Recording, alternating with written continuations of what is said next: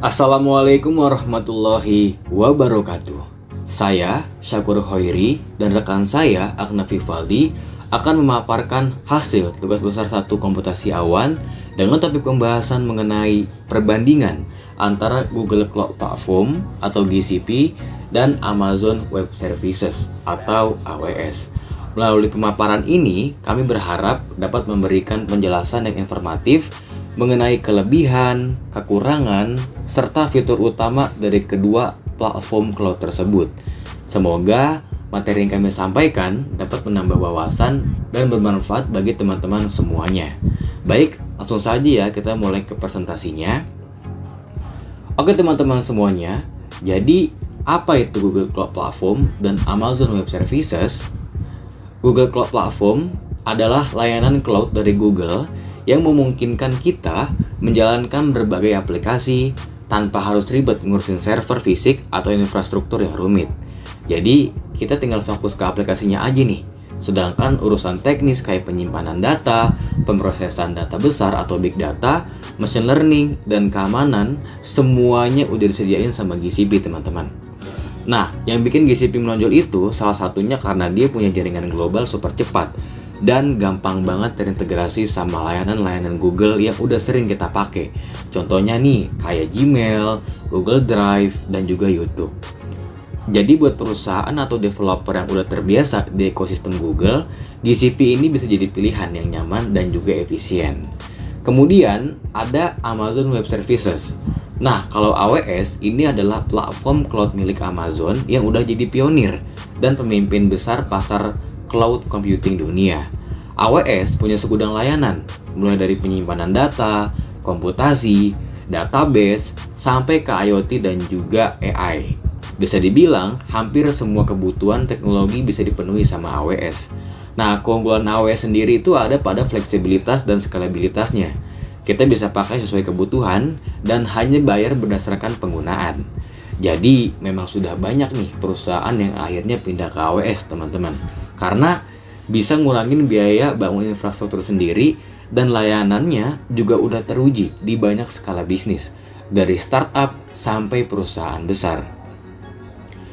Nah, jadi itu teman-teman, sebelum kita masuk ke perbandingan yang lebih mendalam antara GCP dan juga AWS, penting banget nih untuk kita memahami dulu pengertian dasarnya.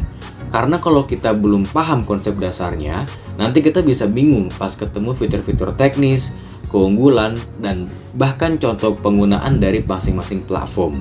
Nah, dengan memahami dulu apa itu GCP dan AWS, kita jadi punya gambaran awal yang jelas. Nah, setelah ini kita bakal bahas lebih detail nih tentang layanan yang disediakan, tingkat keamanan, keuntungan, kekurangan, biaya yang dikeluarkan, sampai ke contoh perusahaan yang menggunakan masing-masing platform tersebut, teman-teman. Oke, teman-teman, sekarang kita masuk ke bagian perbandingan layanan dari GCP dan juga AWS, khususnya soal IaaS, PaaS, dan penyimpanan data. Bahasa gampangnya tuh di sini kita lihat nih gimana masing-masing platform ngasih layanan buat ngejalanin server virtual, bikin aplikasi, dan nyimpen data. Jadi kita mulai dulu ya dari GCP. Jadi GCP itu yang pertama mempunyai Compute Engine. Nah, ini adalah layanan IaaS atau Infrastructure as a Service GCP. Di sini kita bisa bikin mesin virtual sesuai kebutuhan. Mau RAM gede, CPU kuat, atau penyimpanan luas bisa diatur sendiri.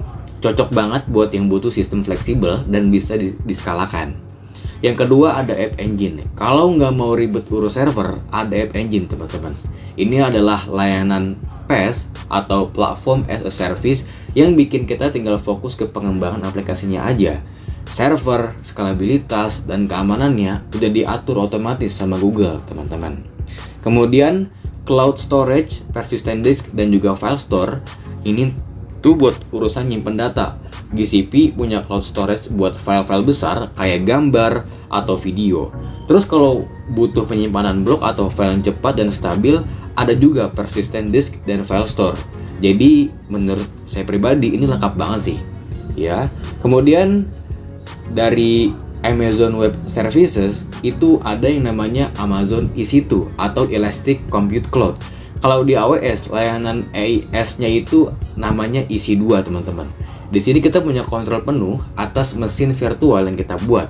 Mau pilih performa tinggi atau yang hemat biaya, semua bisa disesuaikan dan bisa auto scale juga kalau trafiknya naik, teman-teman. Kemudian yang kedua ada Elastic Beanstalk. Ini adalah PaaS-nya AWS. Cukup upload kode aplikasi, nanti sistem yang urus sisanya. Mulai dari konfigurasi server, load balancing, sampai update, semua itu bisa dihandle otomatis. Jadi kita nggak perlu pusing-pusing lagi, gitu ya. Kemudian yang ketiga, itu dari segi penyimpanan, Amazon mempunyai Amazon S3, EBS, dan juga FSx. Nah, untuk penyimpanan data, AWS itu punya S3, teman-teman, atau kepanjangannya Simple Storage Service, buat nyimpan objek. EBS yang kepanjangannya itu adalah Elastic Block Store, itu buat penyimpanan blok, dan FSx kalau butuh sistem file yang cepat dan tangguh. Pokoknya tergantung kebutuhan, semuanya tersedia, teman-teman. Nah, jadi itu adalah gambaran layanan utama dari GCP dan juga AWS, mulai dari IaaS, PaaS, sampai penyimpanan datanya. Dari sini kita bisa lihat kalau dua-duanya punya layanan yang lengkap, tinggal disesuaikan aja nih sama kebutuhan kita masing-masing. Nah, setelah kita tadi membahas tentang layanannya, kita akan masuk ke bagian yang penting juga nih, yaitu keamanan. Karena kalau menurut saya pribadi, mau sekuat apapun sebuah platform, kalau keamanannya lemah, tetap aja bisa jadi masalah besar. Nah, di sini kita lihat ya teman-teman, GCP itu mempunyai yang pertama enkripsi otomatis. Di GCP, semua data otomatis dienkripsi, baik saat disimpan maupun saat dikirim. Jadi, tanpa perlu setting apa-apa, datanya udah aman dari awal. Kemudian, GCP juga punya sertifikasi keamanan. GCP itu udah punya banyak sertifikasi global, kayak ISO 27001, kemudian ada SOC 2, kemudian ada GDPR juga, teman-teman. Nah, ini ngebuktiin kalau keamanan dari GCP ini udah sesuai standar internasional. Kemudian yang ketiga, ada VPC Service Controls atau Virtual Private Cloud. Fitur ini ngebantu kita ngasih batasan akses biar data tetap di dalam lingkungan cloud kita sendiri. Cocok banget buat jagain data sensitif supaya nggak bocor keluar. Nah, kalau tadi itu adalah GCP, sekarang kita masuk ke AWS, teman-teman. Kalau di AWS sendiri, ada yang namanya KMS atau Key Management Service. Jadi layanan ini tuh ngebantu kita bikin dan atur kunci enkripsi sendiri. Jadi kita bisa ngontrol langsung pengamanan data sensitif di AWS. Sama seperti GCP, AWS juga punya sertifikasi global, teman-teman. Jadi AWS itu punya beberapa sertifikasi kayak FedRAMP, Federal Risk and Authorization Management Program, dan PCI DSS atau Payment Card Industry Data Security Standard.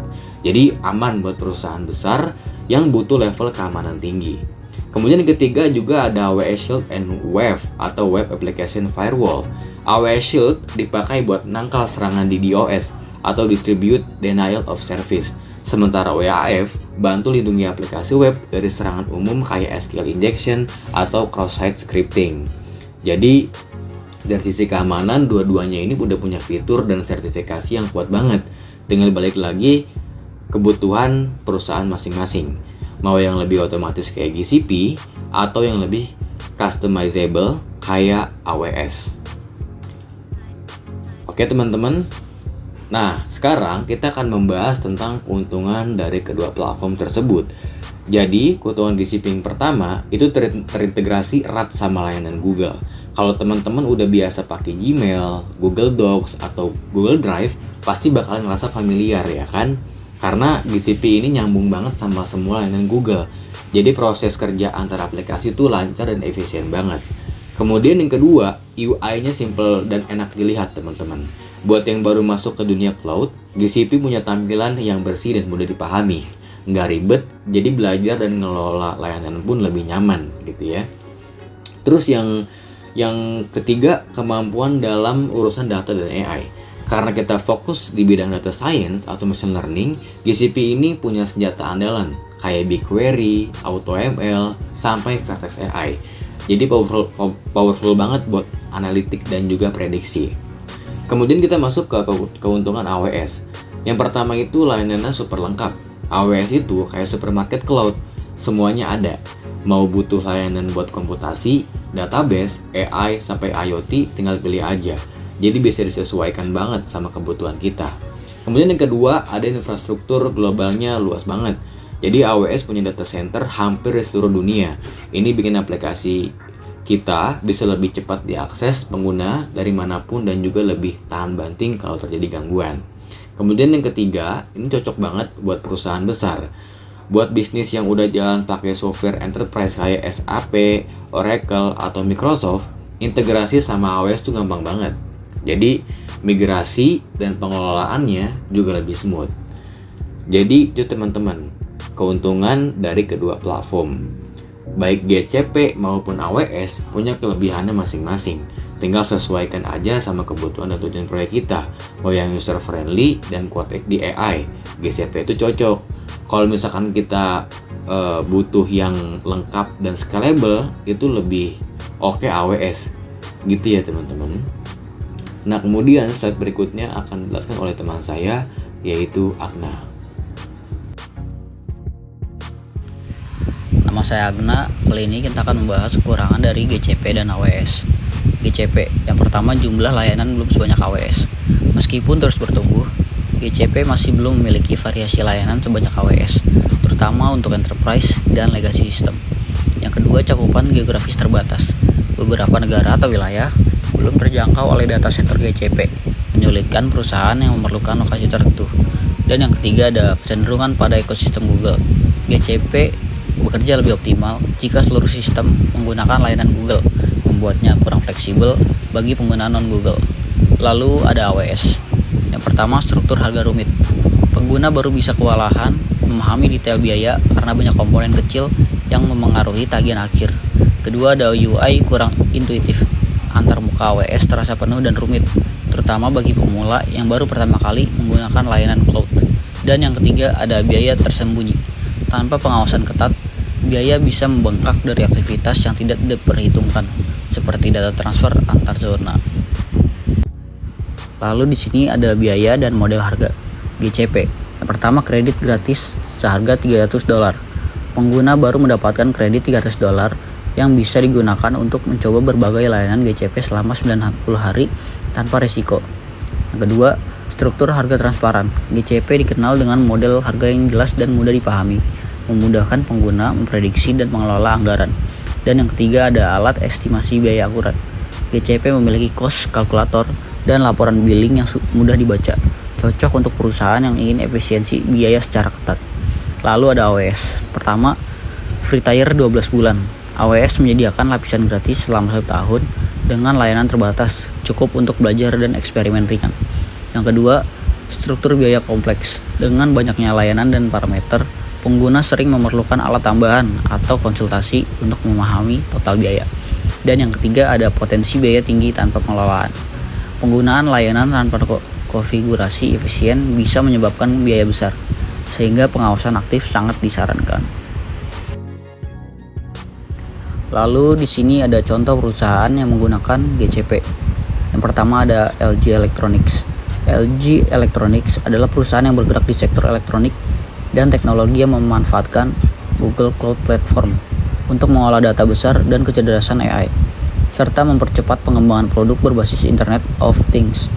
GCP membantu mengelola data sensor dari perangkat elektronik seperti televisi pintar dan perangkat rumah tangga lainnya, serta mendukung pengembangan solusi AI dan machine learning untuk meningkatkan pengalaman pengguna dan efisiensi operasional. Lalu yang kedua ada Coca-Cola. Coca-Cola merupakan perusahaan yang bergerak di sektor minuman.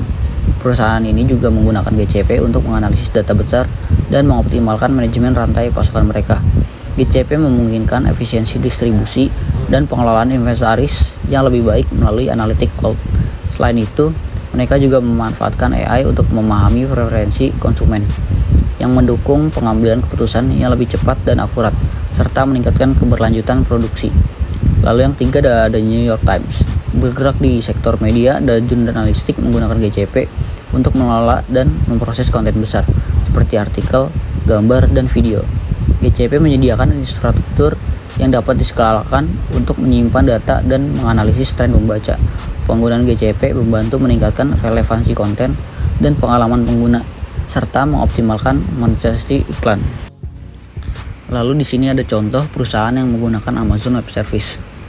Yang pertama ada Zalando, perusahaan e-commerce terbesar di Eropa yang menjual produk fashion, memanfaatkan Amazon Web Service untuk mendukung berbagai kebutuhan operasionalnya, termasuk pengelolaan inventaris, pengolahan data pelanggan, dan penanganan lalu lintas situs yang tinggi. AWS memungkinkan Zalando untuk menjalankan platform secara efisien di berbagai negara melalui skalabilitas global. Dengan infrastruktur AWS yang fleksibel, Zalando dapat menjamin pengalaman belanja yang lancar, terutama saat menghadapi lonjakan pengunjung pada musim diskon tanpa mengurangi kinerja layanan mereka. Yang kedua ada Expedia, memanfaatkan AWS untuk mengelola dan menganalisis data besar terkait perilaku pelanggan dalam merencanakan perjalanan, termasuk data pencarian, pemesanan, hingga ulasan. Berbagai layanan AWS membantu Expedia memberikan rekomendasi perjalanan yang lebih personal dan relevan. Selain itu meningkatkan kecepatan pemrosesan data. Penggunaan AWS juga mendukung inovasi produk dan personalisasi layanan yang penting dalam industri perjalanan yang dinamis dan penuh persaingan. Dan yang ketiga ada Shopify. Shopify adalah platform e-commerce yang digunakan oleh jutaan pelaku usaha kecil hingga menengah di seluruh dunia dan menggunakan AWS sebagai infrastruktur cloud utama mereka. Layanan AWS dimanfaatkan untuk penyimpanan data, pengelolaan situs, serta pemrosesan transaksi agar tetap stabil dan andal. AWS memberikan skalabilitas yang tinggi sehingga Shopify dapat menangani lonjakan trafik secara optimal, terutama saat periode penjalanan besar seperti Black Friday, serta menjaga sistem tetap responsif dan aman di setiap waktu. Jadi kesimpulannya, Google Cloud Platform dan Amazon Web Service merupakan dua penyedia layanan cloud terbesar di dunia yang menawarkan berbagai solusi teknologi seperti komputasi awan, penyimpanan data, keamanan, dan kecerdasan buatan. GCP unggul dalam integrasi dengan ekosistem Google, antarmuka yang ramah pengguna, serta kekuatan dalam analitik dan AI. Sementara AWS menonjol dengan cakupan layanan yang lebih luas, seperti infrastruktur global dan integrasi dengan aplikasi enterprise. Keduanya menyediakan layanan IaaS, PaaS, dan penyimpanan data yang andal, serta telah memperoleh sertifikasi keamanan global yang menjamin kepercayaan pengguna. Dari segi biaya, GCP dikenal dengan harga yang transparan dan alat estimasi yang jelas, sedangkan AWS menawarkan free tier, namun memiliki struktur harga yang lebih kompleks. Sejumlah perusahaan besar dan menengah telah memanfaatkan keunggulan masing-masing platform, seperti LG Electronics, Coca-Cola, dan The New York Times pada GCP, serta Zalando, Expedia, dan Shopify pada AWS, guna meningkatkan efisiensi operasional dan mendukung inovasi teknologi dalam bisnis mereka. Oke teman-teman, sekian dari kelompok kami. Jalan-jalan ke Vatikan, jangan lupa membawa batu. Terima kasih sudah mendengarkan, dan wassalamualaikum warahmatullahi wabarakatuh.